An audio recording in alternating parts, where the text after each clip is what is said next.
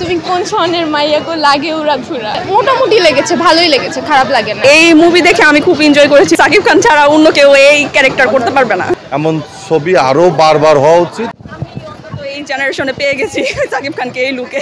হ্যাঁ অবশ্যই হোক, আমরা সবাই চাই এরকম আরও সিনেমা হোক যাতে আমরা সবাই উপভোগ করতে পারি। বাইরের সিনেমাও দেখা হচ্ছে, তো বাংলাদেশে এরকম যদি হয় তাহলে আর বাইরের সিনেমা দেখার কোনো কিন্তু প্রয়োজন মনে হয় না আমার। হ্যাঁ হ্যাঁ, এই মুভি দেখে আমি খুব এনজয় করেছি, বাইরের দেশে ফিল পাইছি। না না, ইন্সপায়ার কিন্তু কপি হবে না।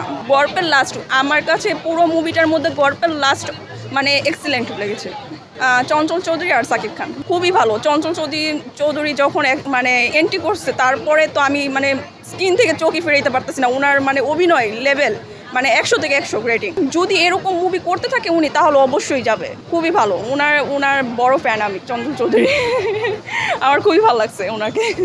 ওনার মুভিগুলো আমি তো দেখি, খুবই ভালো মানে খুবই ভালো মুভিগুলো আমাদেরকে মানে গিফট করতেছে এক পর্যায়ে বলা যায় জনগণকে।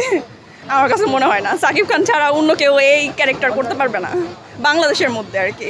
হ্যাঁ অসম্পূর্ণ আমার কাছে মনে হয়, আর মানুষের কাছে কীরকম মনে হয় এটা আমি জানি না। বাংলাদেশের নায়িকাও কিন্তু অনেক সুন্দর, বাট কেন নিচ্ছে না তারা আমি জানি না। নুসরাত ফারিয়া, মিম, আর পার্সোনালি মাহিকে আমার অনেক ভালো লাগে। ওনাকে বার্তা দিব এটাই যে উনি এরকম মুভি আরও করতে থাকুক যুগের পর যুগ, যাতে আমরা আরও দেখে ওনার মানে মুগ্ধ হই ওনাকে দেখে এরকম ছবি করতে। না ঈদে আর কোনো ছবি দেখতে চাইও না। তুমি কোন সনের মাইয়াকে লাগে উড়া ধুরা? না আমি অ্যাকচুয়ালি গান পারি না। পুরো মুভিটা নিয়ে বলবো যে মোটামুটি লেগেছে, ভালোই লেগেছে, খারাপ লাগে নাই। আমার কাছে একটু লাইক ফাইটিং বেশি ছিল, কোনো রোম্যান্স ছিল না। না রোম্যান্সটা একটু বেশি যাচ্ছে এরকম না, বাট কোনো রোম্যান্সই ছিল না এই মুভির মধ্যে। Out of 7, 6। হ্যাঁ, আমার নাম তুফান। অবশ্যই এক্সাইটেড, এবং তুফানে কি হবে, সেই তুফান কি করবে এটা দেখার জন্যই তো আসছি। এখানে আমার স্ত্রীকে নিয়ে আসছি, আমার বাইক নিয়ে কলিগ ওদেরকেও নিয়ে আসছি, এবং আমরা আরও 4-5 দিন আগে টিকিট কেটে রেখেছি যাতে আমরা প্রিমিয়ারে টিকিট পাই, এই জন্য আসছি ফ্যামিলি নিয়ে। তো আমাদের তো এখন শর্ট টাইম প্রায়। অবশ্যই সুন্দর, সব মিলে আমি মনে করি বাংলাদেশে এমন ছবি আরও বারবার হওয়া উচিত যাতে মানুষ আসবে।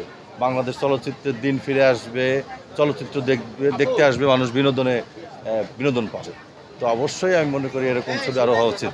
আসলে সে তো নাম্বার 1 সুপারস্টার বাংলাদেশের, তার সম্পর্কে আসলে নতুন করে বলার কিছু নেই।